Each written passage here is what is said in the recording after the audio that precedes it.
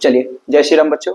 तो आज की आपकी क्लास स्टार्ट होगी, वो किसकी क्लास होगी? आपकी हिस्ट्री की क्लास चलेगी। किसकी चलेगी? हिस्ट्री की। ठीक है, तो इससे पहले आपकी जो क्लास थी वो हिस्ट्री की जो हमने की, उसमें क्या पढ़ा था? आपका बुद्ध काल यानी वैदिक काल में आपको पढ़ा था। लेकिन वैदिक काल में हमने क्या पढ़ा था? आपका सामाजिक जो परिवर्तन होते हैं उनके बारे में पढ़ा था, कि जो आपका सामाजिक परिवर्तन उसमें क्या था उसके बारे में। जो आपका ऋग्वैदिक काल था वो पढ़ा था हमने। ठीक है, क्लियर है ना? वही पढ़ा था ना? ठीक है, यानी आपका जो आपका सामाजिक परिवर्तन है उसके बारे में पढ़ा था। अब सामाजिक परिवर्तन जो आपका पढ़ा था हमने, उसमें आपको हमने क्या क्या पढ़ाया था? एक तो हमने आपको ये बताया जो आपका सामाजिक परिवर्तन है वो क्या आपका वैदिक काल है।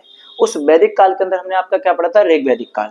तो हमने ये देखना चाहा जो आपका ऋग्वैदिक काल है वो कैसा है और कैसा क्षेत्र है उसके बारे में जाना था। तो आपका जो ऋग्वैदिक काल है वो क्या है आपका? कि ऋग्वैदिक काल एक ऐसा समाज है, वो क्या है कि समाज अपेक्षाकृत कैसा था आपका? समता मूलक था। कैसा था आपका? समता मूलक, यानी कि समता मूलक था। और इसमें क्या था? आपके 3 वर्ड दिए थे। क्या दिए आपके?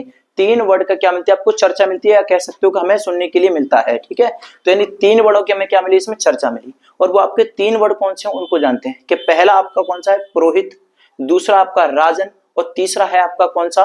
जो आपकी जाति है यानी कि शेष लोगों में आती है, यानी शेष लोग बोलते हैं उनको। और शेष लोग में आपको कौन आता है? जन सामान्य आते हैं। ठीक है, तो आप ध्यान रखना कि मान लो वैसे भी अगर सरकार की आवश्यकता होगी, अगर एक तरीके से जाना जाए तो आपका कहने का मतलब है जैसे कोई आपका अगर राज्य है तो उस राज्य के साथ आपके कितने लोग होंगे? आपके 3 लोग होते हैं, या 3 वर्ड होते हैं कह सकते हैं।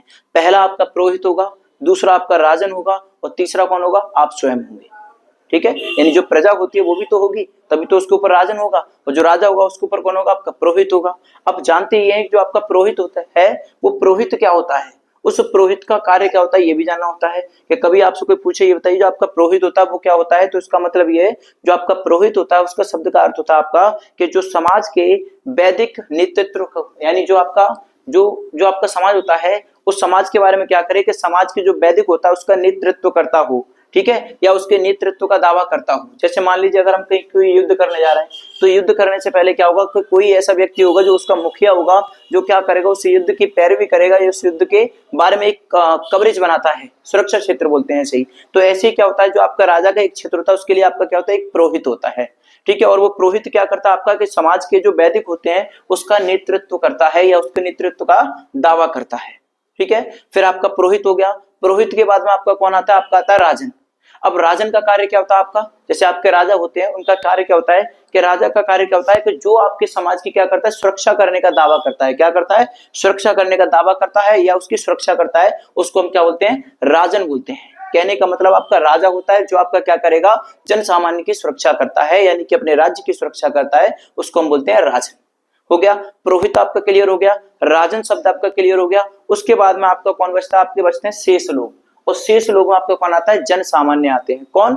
जन सामान्य, या कह सकते हो जो आपकी जनता है वो आती है। ठीक है, उसके आगे देखिए हमने क्या कि हमने बताया आपको कि उस काल में आपका क्या था कि बड़े विभाजन की क्या थी आपका, यानी बड़े विभाजन करना एक आधार था या पेशा था कह सकते हैं। वहां पर क्या होता है आपके जो ऋग्वैदिक काल था उसमें क्या होता है जो आपका वर्ण का विभाजन होता था, और ये उनका क्या बन गया? एक पेशा बन गया। तो आरंभ में आपका क्या था कि सबसे पहले जो वर्ण शब्द का अर्थ था वो क्या था? आपका रंग था। क्या था? यानी जब आपका आरंभ हुआ था ये, तब आपका जो वर्ण शब्द था उसका मतलब क्या था? आपका रंग था। क्या था? रंग।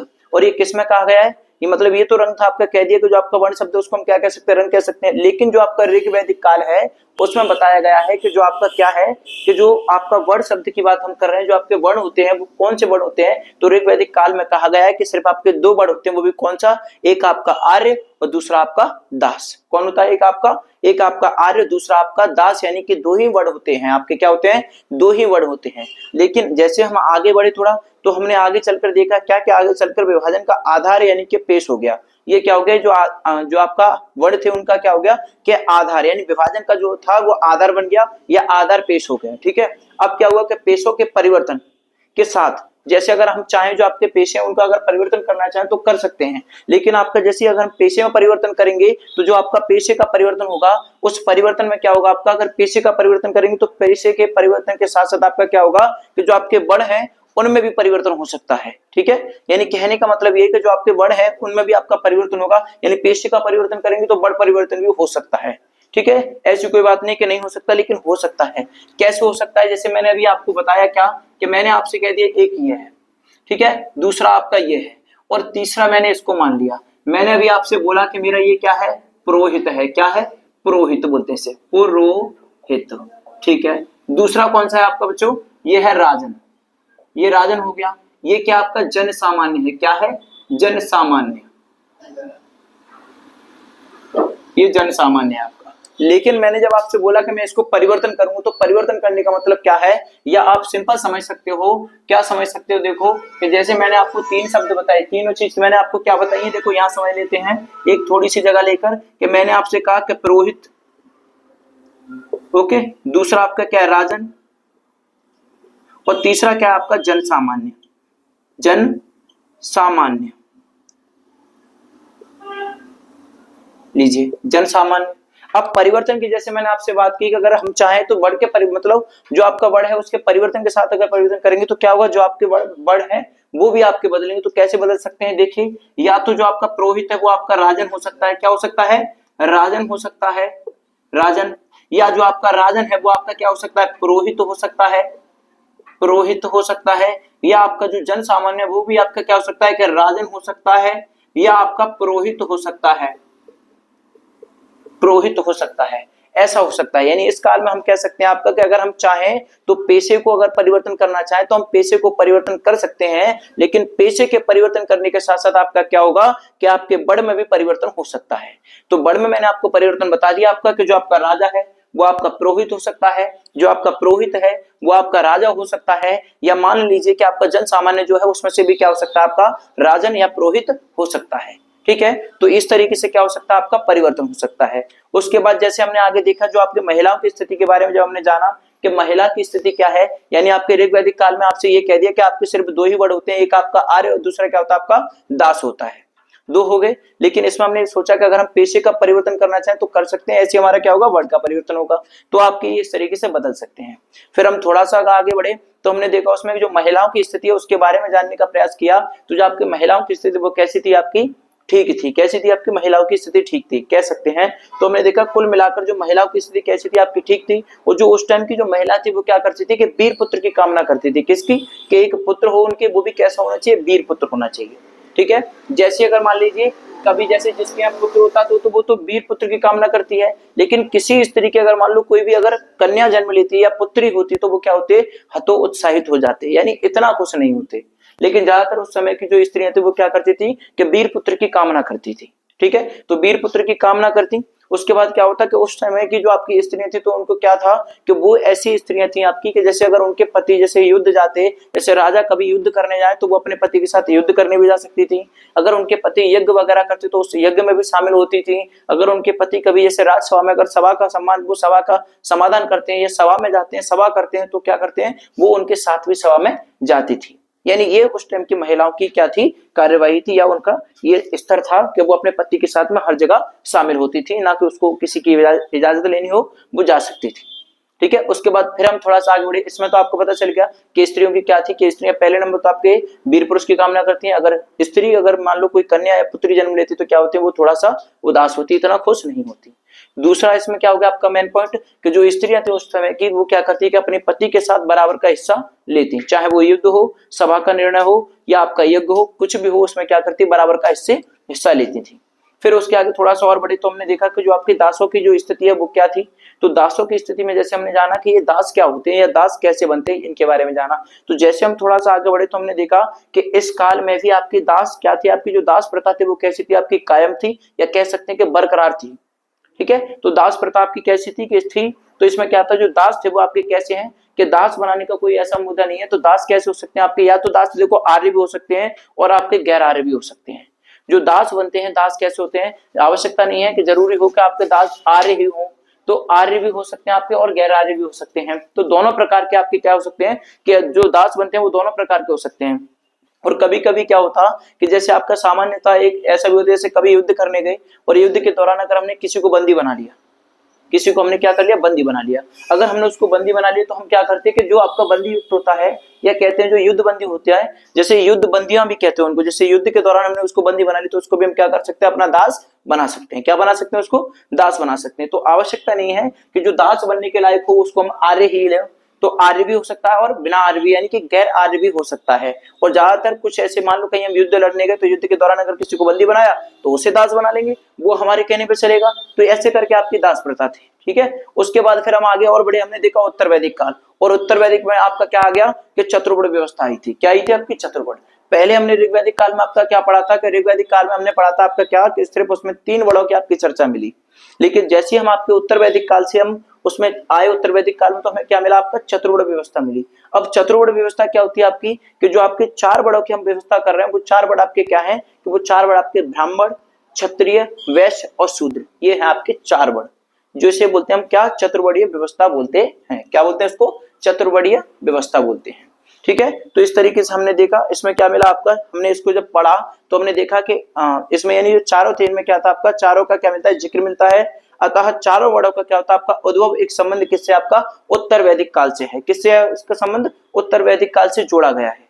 हालांकि इस काल में क्या स्पष्ट रूप से वर्ण विभाजन का आधार जन्मा नहीं था, या वर्ण विभाजन का आधार नहीं था। ठीक है, आधार नहीं था, परंतु यह भी सत्य है कि इस काल में क्या था आपका? ऋग्वैदिक काल की सामाजिक गतिशीलता नहीं बन सकी थी। यानी जो आपका ऋग्वैदिक काल था उसकी जो सामाजिक गतिविधि या गतिशीलता थी वो इस काल में नहीं आ पाई थी या नहीं बन पाई थी। उसके बाद फिर देखा जो आपकी महिलाओं की स्थिति के बारे में जाना, जो आपकी महिला की स्थिति उत्तर वैदिक काल में जानने का प्रयास किया, तो उसमें देखा कि उत्तर वैदिक काल में महिलाओं की दशा क्या थी आपकी? दशा में तुलनात्मक रूप से गिरावट देखने को मिलती है। गिरावट क्या मिली आपकी कि एक उत्तर वैदिक काल में ऐतरेय क्या था आपका? ऐतरेय ब्राह्मण ग्रंथ था। क्या था? ऐतरेय ब्राह्मण ग्रंथ। इसमें क्या हुआ कि पुत्रों को परिवार का क्या मानते थे आप? रक्षक मानते थे। यानी उत्तर वैदिक काल में तो पहले क्या था आपकी जो स्त्रियां थी वो क्या करती? राजा के साथ में यज्ञ में और युद्ध में और आपके राजसभा में समय भाग लेती। लेकिन जैसे हमने उत्तर वैदिक काल में देखा तो यहाँ पर क्या था कि जो अपने जैसे किसी को पुत्र होता तो पुत्र को क्या मानते थे? वो रक्षक मानते थे। क्या मानते थे? रक्षक मानते थे। लेकिन जैसे कोई अगर पुत्री होती तो पुत्री को क्या मानते? वो दुख का कारण मानते थे। क्या मानते थे? दुख का कारण। और ये किसमें लिखा आपका? ऐतरेय ब्राह्मण ग्रंथ। इसमें कहा गया है कि पुत्र को क्या मानते हैं आप? रक्षक मानते हैं, और पुत्री को क्या मानते हैं? दुख का कारण कहा गया है। क्या कहा गया है? दुख का कारण कहा गया है। और वही हमने आपको पूरा का पूरा वो आगे करा चुके हैं। ठीक है, तो आपका क्लियर हो गया। अब आपको कोई समस्या नहीं होगी कि आप जान पाओ उसमें क्या उत्तर वैदिक काल में आपका क्या है, ऋग्वैदिक काल में क्या हुआ। तो ऋग्वैदिक काल से लेकर उत्तर वैदिक काल तक आपकी जो महिलाओं की स्थिति वो क्या थी वो आपको पता चल गया। अब हम पढ़ेंगे क्या, देखिए उत्तर वैदिक काल में क्या पढ़ेंगे? वर्ण, जाति, आश्रम एवं संस्कार के बारे में पढ़ेंगे। ठीक है, इन चारों के बारे में जानेंगे। तो देखिए अभी हम जानते हैं किसके बारे में? कि वर्ण एवं जाति के बारे में जानते हैं। किसका? वर्ण एवं जाति के बारे में जानते हैं। तो देखिए वर्ण एवं जाति का, देखिए प्राचीन काल में वर्ण एक क्या है आपका? आदर्श परिकल्पना रही है। यानी क्या आपका कि जो आपका प्राचीन काल है, प्राचीन काल की बात करें कि प्राचीन काल में वर्ण एक क्या है आपका? आदर्श परिकल्पना रही है। क्या रही है? आदर्श परिकल्पना रही है। जबकि जाति समाज की कैसी रही आपकी? वास्तविकता बुद्ध काल में, यानी कह सकते हैं कि जो आपका वर्ण है वो क्या है आपका? यानी प्राचीन काल में जो आपका वर्ण है वो क्या है? एक आदर्श परिकल्पना रही। और दूसरा क्या है? जो आपकी जाति है वो कैसी है कि जाति समाज में क्या रही है आपकी? एक वास्तविकता रही है। बुद्ध काल में आकर जब वर्ण विभाजन का आधार जन्म को बना दिया, यानी कहने का मतलब यही, जब हम बुद्ध काल में प्रवेश करते तो बुद्ध काल में हमने देखा कि जैसे बुद्ध काल में आए तो हमने देखा जो आपका वर्ण है, वर्ण का क्या बन गया आपका? विभाजन, विभाजन का आधार अब जन्म को बना दिया है। क्या कर दिया है कि जो आपका वर्ण है उसका आधार किसको बना दिया? जन्म को बना दिया है। क्योंकि जाति और वर्ण उसमें तो देखते हैं, तो जन्म को क्या बना दिया आपको? कि जन्म को क्या बना दिया? उसका जन्म को वर्ण का विभाजन बना दिया। ठीक है, बना दिया गया था। तो जाति का विकास का रास्ता तैयार होने लगा। यानी जैसे मान लो जन्म के जैसे किसी का जन्म होता है तो जन्म के आधार पर क्या करते हैं कि वर्ण का विभाजन कर देते हैं कि आप इस जाति के हो, आपका ये वर्ण है, आप क्षत्रिय हो, आप शूद्र हो, आप वैश्य हो, ऐसे करके इसके वर्ण का विभाजन कर देते हैं। और उसी प्रकार क्या होता है फिर आपकी जाति के रास्ते का विकास होने लगता है, या कह सकते हो कि जाति का विकास होने लगता है। ठीक है, जाति का विकास होने लगता है। तो वर्ण से जाति की ओर विकास होने कि निम्नलिखित क्या है आपकी स्थितियां हो सकती हैं। ठीक है, यानी कह सकते हैं कि जैसे हमने कभी किसी ने जन्म लिया और जन्म लेने के बाद आपने उस पर एक मोहर लगा दिया, आपने कह दिया कि ये शूद्र है, ये क्षत्रिय है, ये वैश्य है, ऐसे करके आपने लगा दिया, उस पर एक मोहर लगा दी, फिर क्या होगा आपका? जाति का विकास होगा। अब जाति का विकास होगा तो लोग जाति की ओर अग्रसर होंगे। फिर क्या होगा कि से यानी वर्ण से क्या होगा आपका? जाति की ओर क्या होगा? फिर विकास होने की जो आपकी निम्नलिखित जो स्थितियां होंगी वो क्या होंगी कि हम कई स्थितियों में उसको जान सकते हैं। ठीक है, या कहने का है कि निम्नलिखित स्थितियां हो सकती हैं। अब कौन सी आपकी स्थिति हो सकती है देखते हैं कि पहली स्थिति पे आते हैं। तो क्या है देखिए कि प्रायः विवाह एवं पेशे के परिवर्तन के क्रम में वर्ण नियमों का उल्लंघन होता है। है ना। किसमें होता है कि प्राय नंबर 1 पहले तो क्या होता है आपका विवाह एवं पेशे के परिवर्तन के क्रम में क्या होता है कि वर्ण के नियमों का क्या होता है आपका उल्लंघन होता है। ठीक है, उदाहरण के लिए कह सकते हो अगर निम्न वर्ग का पुरुष उच्च वर्ग की महिला के साथ विवाह करता है या निम्न वर्ग के लोग उच्च वर्ग के पेशों को अपना लेते हैं तो वो क्या होते हैं आपके वर्ण संस्कार होते हैं। क्या होते हैं, वर्ण संकर कहते हैं इसको। ठीक है, क्या होते हैं, वर्ण संकर की स्थिति उत्पन्न होती है, आगे वर्ण संकर जाति में ढल जाती है। ठीक है, यानी आपने देखा हो कभी कभी ऐसा होता है कि आवश्यकता नहीं है, अब तो ऐसा हो रहा है कि जो आपके पुरुष और महिला शादी करती है तो उनका कोई जाति का वो मैटर नहीं करता, कि जैसे मान लीजिए कि एक ही बिरादरी के लोग हों, कभी कभी अन्य बिरादरी के लोग भी एक दूसरे से शादी करते तो वहां यही हो जाता है आपका कि फिर क्या होता है कि कुछ दिन बाद जैसे कुछ समय हो जाता तो फिर क्या होता है कि फिर कोई जाति नहीं देखी जाती, तो लड़के की जाति से क्या होता है फिर आपकी लड़की की जात पहचानी जाती है, यानी लड़की की कोई जात नहीं होती फिर शादी के बाद में। तो वही ये कह रहे हैं कि जब मान लो जैसे उच्च वर्ग का लड़का हो और निम्न वर्ग की जाति की लड़की हो, फिर उसका विवाह उससे हो जाता है तो फिर क्या होता है, कभी कभी ऐसा होता है कि उच्च वर्ग की लड़की होती है, निम्न वर्ग का लड़का होता है, तो फिर क्या होता है उनका विवाह हो जाता है, तो कुछ दिन बाद क्या होता है कि वो क्या कर लेते हैं कि पेशे को अपना लेते हैं और क्या बन जाते हैं आपका वर्ण संकर की स्थिति उत्पन्न होती है और आगे चल के क्या होता है उनका कि वर्ण संकर जाति में ढल जाते हैं, फिर उन पर कोई विचार नहीं होता, वो ढल जाते हैं। दूसरा आपका क्या है कि कुछ विशिष्ट पेशों से जुड़े लोगों की सामाजिक दशा गिर गई और वे भी एक क्या हो गए पृथक जाति के माने जाने लगे। यानी क्या हो गया कि कुछ ऐसे विशिष्ट पेशों से क्या हो गया वो जुड़ गए लोग, और जुड़ने के बाद में क्या हो गया कि सामाजिक दशा में क्या आ गई, सामाजिक दशा कैसी हो गई आपकी गिर गई, और वे भी क्या हो गए कि वे भी एक पृथक जाति के माने जाने लगे। ठीक है, यानी जैसे मान लो कोई भी अलग हो जाता है तो ऐसी कोई विशिष्ट यानी कुछ विशिष्ट पेशों से जुड़ जाते हैं कि भैया हम आपके साथ ऐसे करके जुड़ने के साथ क्या होता है कि सामाजिक दशा में क्या होता है गिर जाते हैं, और फिर उनको क्या करना पड़ता है, भैया इनको अलग कर दो, ये अलग जाति के, ये हमारे साथ के नहीं है, तो उनको क्या कर देते हैं अलग कर देते हैं, तो वो भी क्या होते हैं पृथक होते हैं। पृथक का मतलब है भैया अलग करना, क्या होता है अलग, तो अलग जाति के लोग क्या होते हैं फिर माने जाने लगते हैं। उसके बाद देखिए तीसरा पॉइंट आपका क्या है कि कुछ नवीन पेशों के आगमन के पश्चात जिन लोगों ने इन पेशों को अपनाया वे भी क्या होते हैं पृथक जाति के रूप में ढल गए। समझ रहे हो ना, कहने का मतलब क्या है कि जैसे कुछ नवीन का मतलब नए पेशों के आगमन का मतलब आना, क्या होता है आगमन का मतलब आना, तो आने के पश्चात निम्न लोगों ने क्या कर दिया कि इन पेशों को क्या कर लिया अपनाया और वे भी क्या हो गए कि वे भी पृथक जाति के क्या हो गए रूप में ढल गए, किसी को मतलब अपनी जाति में ढल गए। ठीक है, चौथा पॉइंट देखिए क्या है आपका कि अलग अलग क्षेत्र में निवास करने वाले पेशेवर, अलग अलग क्षेत्र जानते हो ना क्या होता है, तो अलग अलग क्षेत्र में निवास करने वाले पेशेवर समूह भी जाति के रूप में क्या होते हैं ढलते चले गए। ठीक है, जो अलग अलग पेशेवर थे, जो इनके अलग अलग नियम थे, तो वो क्या हो गए कि भैया वो अलग अलग क्षेत्र में रहे, अलग अलग क्षेत्र में निवास करने लगे, और निवास करने के साथ साथ क्या किया उन्होंने कि समूह भी क्या हो गया, समूह भी जाति के रूप में क्या हो गया ढलते गए। ठीक है, ढलते चले गए। उदाहरण क्या आपका जैसे देखो आपका लोहार है, बढ़ई है, ठीक है, कुम्हार है आदि, इस प्रकार के वर्ड तो चार ही रहे, परंतु जातियों की संख्या कितनी होगी आपकी 3000 से अधिक हो गई। ठीक है, यानी जो आपके वर्ड हैं वो वर्ड कितने रहे आपके 4 रहे। कौन से 4 वर्ड रहे भैया आपके लोहार, बढ़ई, कुम्हार और कौन है आपके, इस प्रकार जो आपके जाति के वर्ड थे वो कितने थे आपके 4 थे, 4 ही रहे, परंतु जो जातियां थी वो बढ़ गई, और जातियां कितनी बढ़ गई आपकी 3000 से अधिक, कितनी 3000 से अधिक क्या होगी आपकी जातियां बढ़ गई। ठीक है, 3000 से अधिक आपकी जातियां बढ़ी। उसके बाद देखिए क्या है आपका आश्रम व्यवस्था, क्या है आश्रम व्यवस्था। अब आश्रम व्यवस्था में आपका क्या है, यह लिखा है देखिए भारतीय परंपरा में 4 आश्रमों की परिकल्पना की गई। किसकी, 4 आश्रमों की परिकल्पना की गई है। वो 4 आश्रम आपके कौन से देखिए, पहला आपका ब्रह्मचर्य, दूसरा आपका कौन सा है गृहस्थ, जो जानते हो ना जो घर गृहस्थी होता है उसे गृहस्थ बोलते हैं। तीसरा कौन सा होता है आपका, कौन सा होता है वानप्रस्थ, एवं वानप्रस्थ का मतलब जानते हो क्या होता है, और चौथा क्या होता है आपका सन्यास, जानते हो वानप्रस्थ जैसे वन वगैरह में चले जाते हैं, सन्यास का मतलब जानते हो जो सब कुछ छोड़कर एक सन्यासी बन जाए, उससे प्रभु के सिवाय किसी को और ध्यान न रहे। ठीक है, वो होता है आपका ब्रह्मचर्य, जानती हो है ना, जो ब्रह्मचर्य का पालन करे उसे किसी से मतलब नहीं, कोई स्त्री नहीं, कोई कुछ किसी से मतलब नहीं, वो अपने ब्रह्मचर्य की शक्ति से रहेगा वो सब है। और ये गृहस्थ होता है जो अपनी घर गृहस्थी मस्त रहते हैं, जैसे आप लोग हम लोग घर गृहस्थी मस्त रहते हैं, पर मैं तो ब्रह्मचारी भैया। करिए आगे देखते हैं, चलिए तो आपका क्लियर हो गया, यानी मैंने आपको क्या करा दिया कि मैंने अभी आपको कराया था जो वर्ण और जाति के बारे में मैंने आपको क्लियर करा दिया कि वर्ण और जाति क्या है, उसके पॉइंट के माध्यम से मैंने आपको समझा दिया।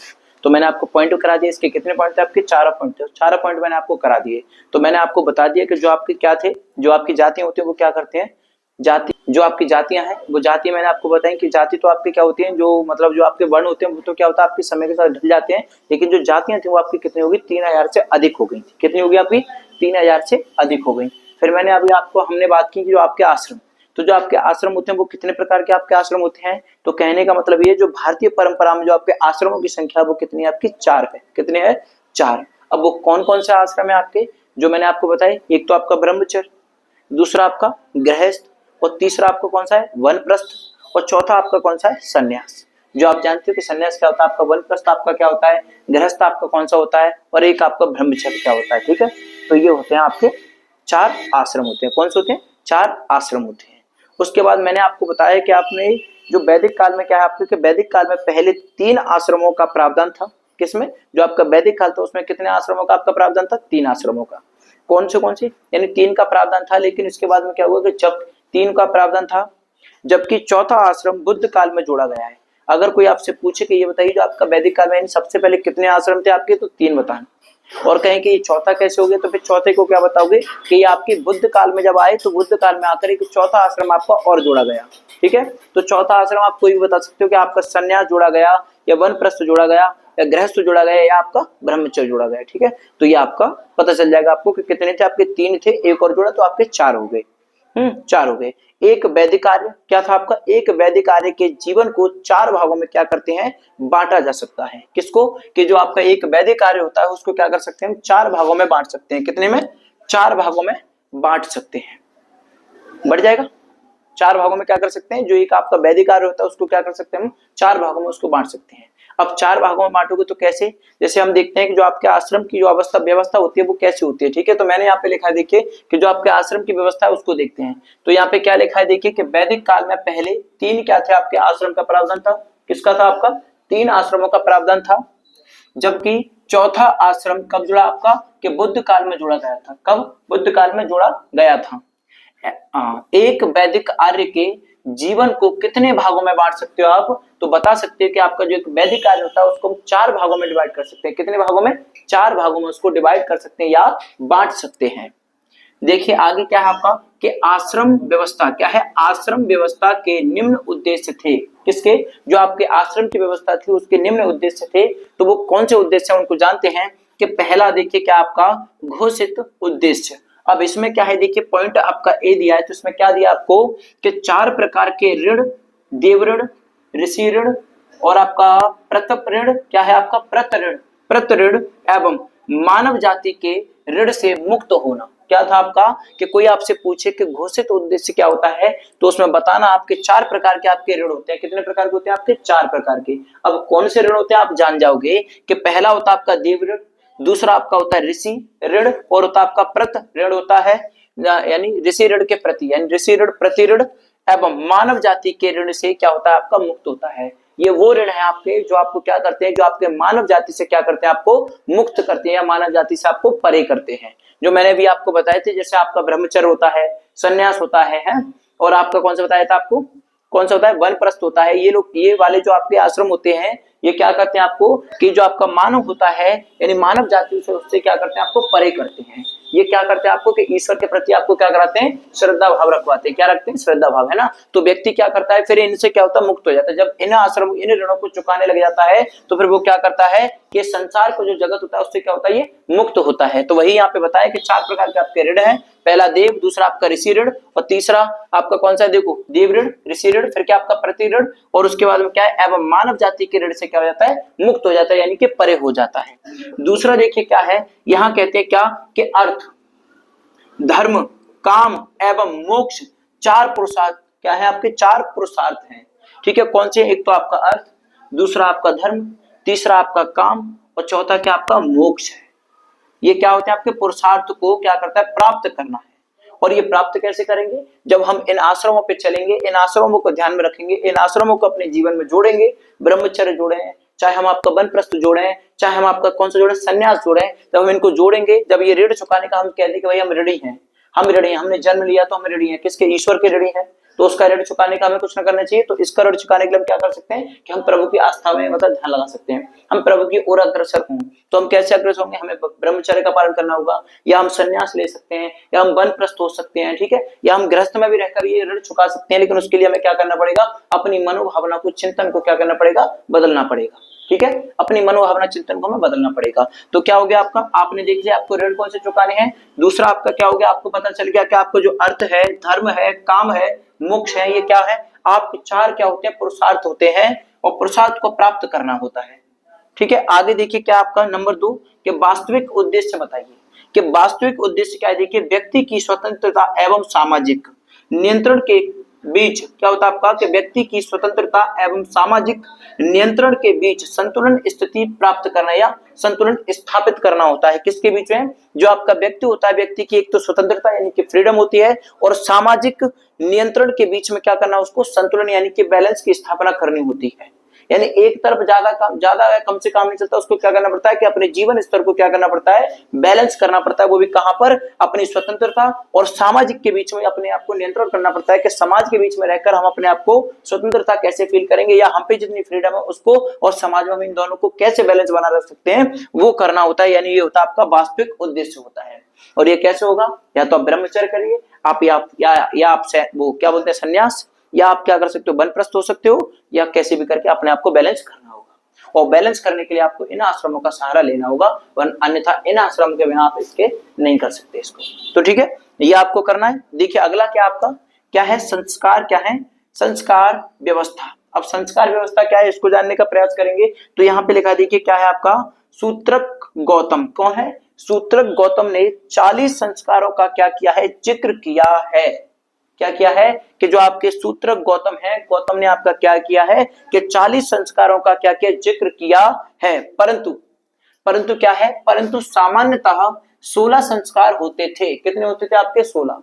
अगर कोई आपसे पूछे कि संस्कारों की संख्या कितनी, तो बताओ कितनी, 16 होती है। कितनी होती है आपकी, 16 होती है। लेकिन इन्होंने कितने बताया, आपके गौतम थे, उन्होंने कितने बताया, आपके 40 बताए थे, ठीक है। तो सामान्यतः 16 संस्कार होते थे।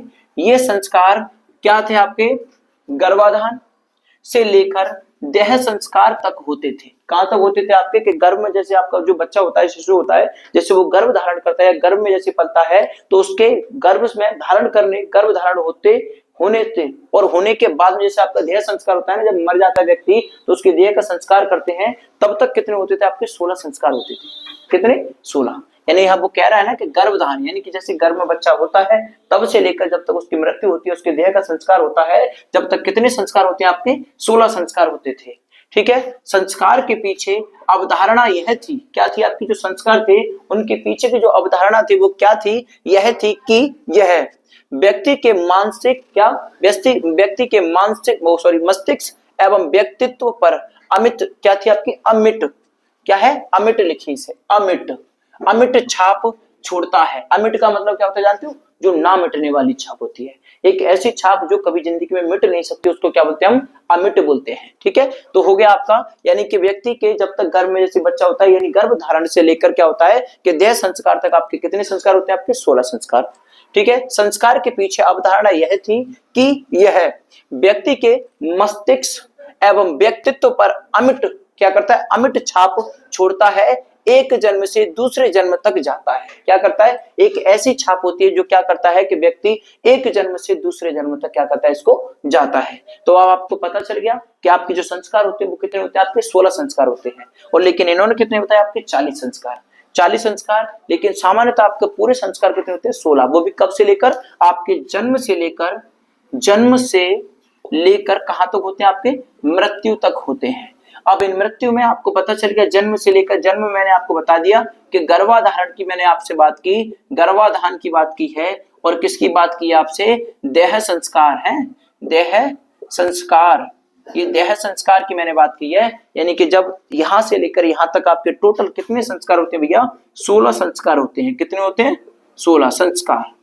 बताइए, अब संस्कार में आपको कोई समस्या तो नहीं होगी, तो संस्कार में आपको कोई समस्या नहीं होनी चाहिए। तो ये आपके संस्कार मैंने आपके क्लियर कर दिए। अब आपका पूरा का पूरा टॉपिक आपका हो गया। अब आप ध्यान रखना, देखो अब आपको मैं जो आपको बात बताई है कि आपको क्या क्या करना है, तो आपको पूरी तरीके से निश्चित तरीके से आपको ध्यान रखना है कि आपके संस्कार क्या हैं, आपके आश्रम कौन से होते हैं। तो आश्रमों का ध्यान रखिए, आपके आश्रम 4 होते हैं। अब चारों आश्रम को देखना है और क्या करना, अपना जो वास्तविक उद्देश्य होता है वो क्या होता है हमारा, कि व्यक्ति की स्वतंत्रता एवं सामाजिक नियंत्रण को क्या करना है, उसको तुलना यानी कि बैलेंस करना है, यानी संतुलन बनाना है। अब संतुलन जानते हो आप कैसे बनाना है, कि आपको अपने यानी जो आपका फ्रीडम जो जीवन है आपका वो, और दूसरा आपका क्या है, सामाजिक जो समाज है उनके बीच में आपको रहकर अपने आप को कैसे संतुलन करना है वो आपको देखना है और कुछ नहीं करना।